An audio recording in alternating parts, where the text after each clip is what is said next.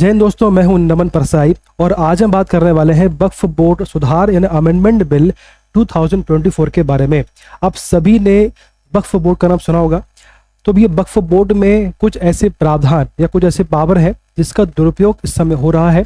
तो सरकार का ऐसा मानना है कि इनमें परिवर्तन करना अति आवश्यक है। तो सरकार इसी संबंध में, इसी उद्देश्य से सरकार ने संसद में एक बिल पेश किया जिसका नाम है वक्फ बोर्ड या वक्फ अमेंडमेंट बिल 2024। तो इसमें क्या क्या परिवर्तन सरकार ने मांग करी है और ये होता क्या है, सभी आज हम जानने वाले हैं। पूरा लेक्चर आपको सुनना, तभी आपको उसका लाभ मिलेगा। देखिए, ये बिल पेश होने के बाद में संसद में कई सारी पिक्चर हमारे सामने आई है। कई लोगों ने इसका समर्थन किया है, कई लोगों ने इसका विरोध किया है। अब ये है क्या, देखो इसमें दो शब्द आपको मिलेंगे। पहला आपको मिलेगा वक्फ, ये क्या लिखा हुआ है, ये लिखा हुआ है वक्फ, और दूसरा शब्द होता है वक्फ बोर्ड। तो सबसे पहले हम समझते हैं कि भैया वक्फ क्या होता है, इसके बाद समझेंगे वक्फ बोर्ड क्या होता है ना। चलिए, तो भी आपको जो शब्द है वक्फ क्या होता है, जो बेसिकली आपका वक्फ है, इसका अर्थ, ये अरबी भाषा का शब्द है ना। इसका अर्थ क्या होता है, खुदा के नाम पर यानी अल्लाह के नाम पर अर्पित वस्तु या परोपकार के लिए दिया गया धन।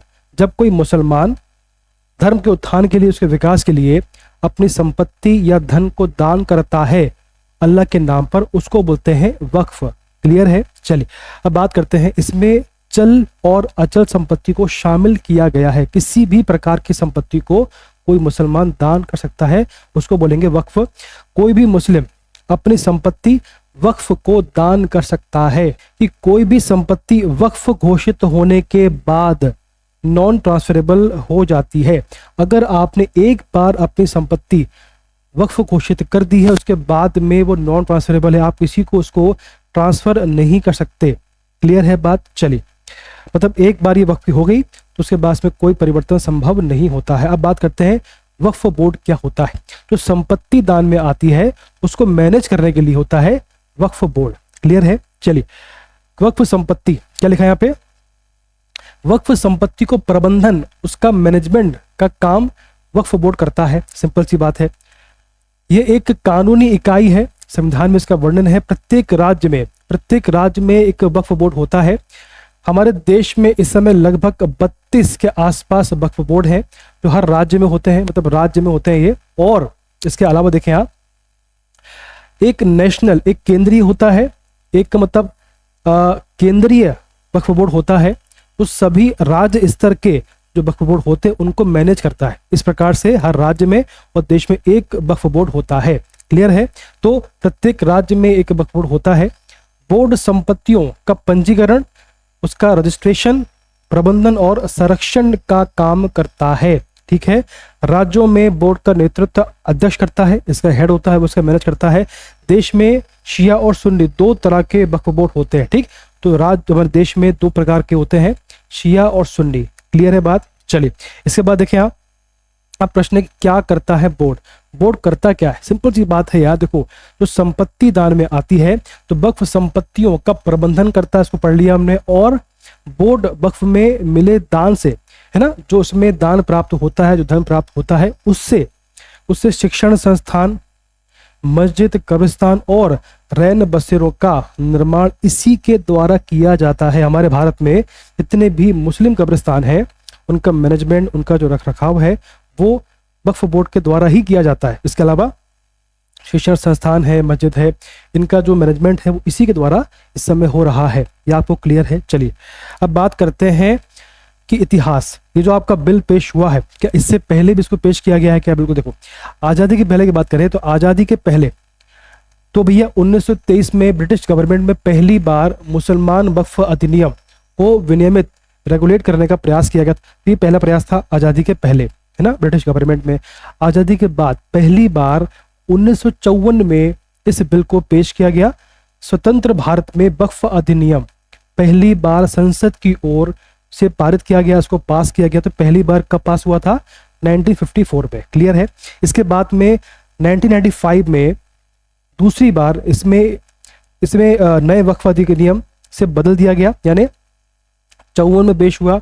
इसके बाद में 95 में दोबारा इसमें परिवर्तन किया गया और इसे 95 से चेंज किया गया, रिप्लेस कर दिया गया। क्लियर है बात। जैसे वक्फ बोर्डों को और ज़्यादा पावर शक्ति दी गई है, यानी जो पहला अधिनियम था आपका, उसके बाद में इसके पावर को बढ़ाकर, है ना, इसके पावर को, शक्तियों को बढ़ाकर नया बिल पेश किया गया और उसे संसद से पास करा लिया गया। ठीक, तो वो किया गया 95 में। ठीक है, 2013 में दोबारा इसमें परिवर्तन किए गए, अधिनियम में संशोधन किया गया 13 में। ठीक, तो जो अभी बिल पेश हुआ है, तो सबसे लास्ट जो संशोधन उसमें हुआ है वो आपका हुआ है सन 2013 में। क्लियर है बात। चलिए आगे बढ़ते हैं। अब समझते हैं वक्फ बोर्ड के पास कितनी संपत्ति है। इसके पास बहुत संपत्ति है, बहुत संपत्ति है। देखिए देश में वक्फ बोर्ड के अनुसार, एक मीडिया रिपोर्ट के अनुसार, मतलब मीडिया रिपोर्ट की बात करें तो उसके अकॉर्डिंग देश में कुल 8 लाख एकड़, 8 लाख एकड़, सोचिए आप कितनी संपत्ति है। 8 लाख एकड़ से भी ज्यादा जमीन इनके पास है, 8 लाख यार। और देखिए 2009 में, आज से 15 साल पहले 2009 में ये जमीन 4 लाख एकड़ थी, जो बढ़कर 8 लाख हो चुकी है, जस्ट डबल। यानी 15 सालों में ये आंकड़ा जो है जस्ट डबल हो चुका है, 8 लाख एकड़ हो चुका है। सॉरी आपका, हाँ 8 लाख के आसपास। इनमें अधिकांश जो है मस्जिद, मदरसा और कब्रिस्तान शामिल है। शिक्षण संस्थान बहुत कम मात्रा में मेरे ख्याल से बने हैं, जो गलत बात है, बनना चाहिए थे। अब देखिए अनुमानित संपत्ति की बात करें, जो उनके पास संपत्ति है उसकी अनुमानित कीमत निकाली जाए, उसकी वैल्यू निकाली जाए, तो संपत्ति की अनुमानित कीमत जो है वो है 1.2 लाख करोड़ रुपए, है ना।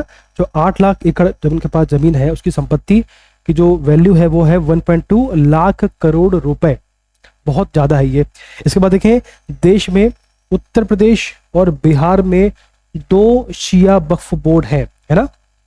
हमारे देश में कुल 32 वक्फ बोर्ड है, उनमें से 2 जो आपके बिहार में, बिहार यूपी में 2 शिया वक्फ बोर्ड है। इसको मिलाकर 32 वक्फ बोर्ड हमारे देश में समय है।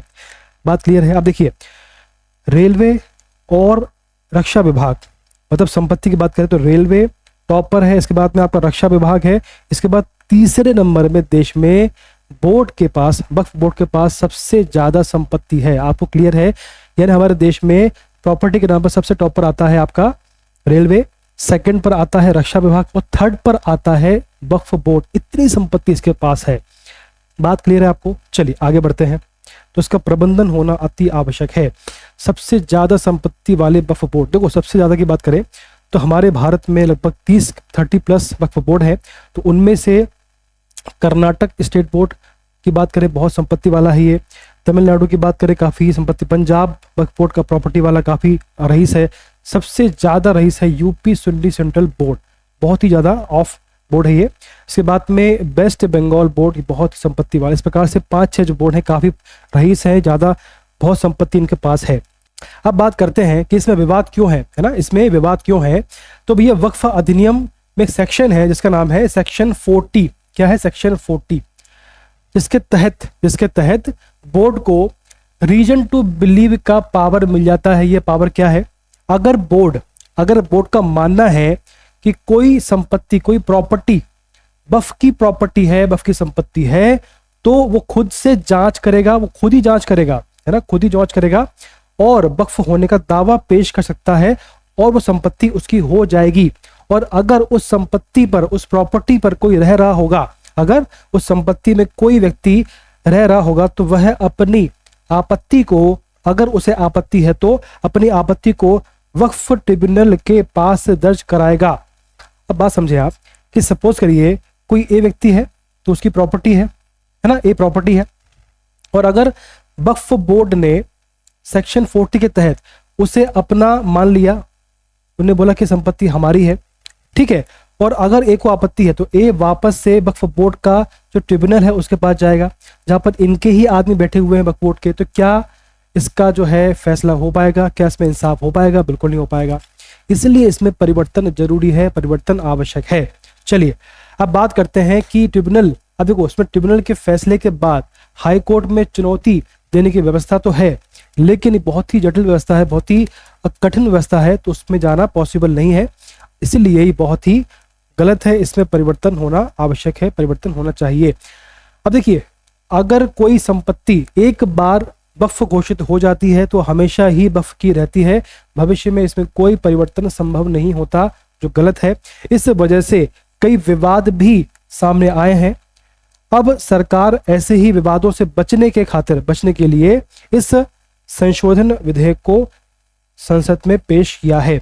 अब जो मैंने कहा आपसे कई विवाद सामने आए हैं, विवाद कौन से हैं देखिए जरा। इसमें विवाद है, प्रमुख विवाद है ना। सबसे पहला विवाद है 2022 का। तमिलनाडु में गांव है जिसका नाम है चिरुचेंदुरई गांव। तो क्या हुआ था, तमिलनाडु के वक्फ बोर्ड ने हिंदुओं के बसाए हुए थिरुचेंदुरई गांव पर वक्फ होने का दावा पेश कर दिया। इसमें विवाद हुआ है ना, पूरा गांव बोल दिया कि हमारा ये हमारी प्रॉपर्टी है। इसके बाद में बेंगलुरु का ईदगाह मैदान, विवाद। इस पर 1950 से वक्फ संपत्ति होने का दावा किया जा रहा है, बल्कि वैसा गलत बात है, ऐसा बिल्कुल नहीं है। सूरत नगर निगम भवन को वक्फ संपत्ति होने का दावा किया जा रहा है। तर्क ये दिया गया है कि इसे मुगल काल में सराय के रूप में इस्तेमाल किया जा रहा था, इसीलिए ये वक्फ की प्रॉपर्टी होना चाहिए, है ना, फालतू बात है। इसके बाद कोलकाता के Tollygunge club, royal Kolkata golf club और बेंगलुरु में आईटीसी विंडसर होटल के भी वक्फ भूमि पर होने का दावा किया जा रहा है। फिर कुछ विवाद सामने आए थे, इनको लेकर ही सरकार ने इस बिल को पेश किया है। आपको बात क्लियर है? आगे देखें। अब बात करते हैं सरकार का तर्क क्या है, सरकार का इस बिल के पीछे क्या तर्क है वो समझते हैं। देखिए, वक्फ बोर्ड में प्रस्तावित बदलावों का उद्देश्य, इसमें ट्रांसपेरेंसी लाना इसका उद्देश्य है ना। ये जो वक्फ बोर्ड है इसमें जो संपत्ति आती है इसमें ट्रांसपेरेंसी आए वो बहुत आवश्यक है उद्देश्य। और देखें, पूरे भारत में राज्य बोर्डों की ओर से नियंत्रित 8.7 लाख से अधिक संपत्ति, अभी पढ़ा था हमने 8 लाख एकड़ संपत्ति है, तो 8.7 लाख से अधिक संपत्तियों के विनियमन, इसके रेगुलेशन और इसके मैनेजमेंट में भ्रष्टाचार के मामले का समाधान करना। इसके बहुत से ऐसे रेगुलेशन हुए हैं, ऐसे सामने आए हैं कि इसमें करप्शन हुआ है, तो ऐसा भविष्य में ना हो उसको लेकर ये बिल लाया गया है। अब देखिए इस विधेयक से क्या क्या बदलेगा, है ना। सरकार जो इस बिल को पेश कर रही है तो उसे क्या क्या बदलने वाली है सरकार, वो समझते हैं। देखिए, सबसे पहले बात करें हम लोग तो वक्फ अधिनियम 1995 ना 1995 जिसकी हम बात कर रहे थे, तो इसमें एक सेक्शन है, धारा है 40, जिसके बारे में हमें जाना था कि अगर वक्फ बोर्ड किसी प्रॉपर्टी को अपना मान ले तो वो उसको अपना बना लेती है। तो 40 सेक्शन 40 के तहत ही वो पावर उनको मिला हुआ है, तो इसको हटाने की बात इसमें की गई है ना। इस सेक्शन को इससे हटा दिया जाएगा, जो आपका वक्फ बोर्ड है उसका पावर कम कर दिया जाएगा इस दिशा में। विधेयक में एक केंद्रीय पोर्टल, अब देखो इसमें केंद्रीय पोर्टल और डेटाबेस के जरिए वक्फ संपत्तियों के पंजीकरण, उसका रजिस्ट्रेशन का प्रस्ताव किया गया है।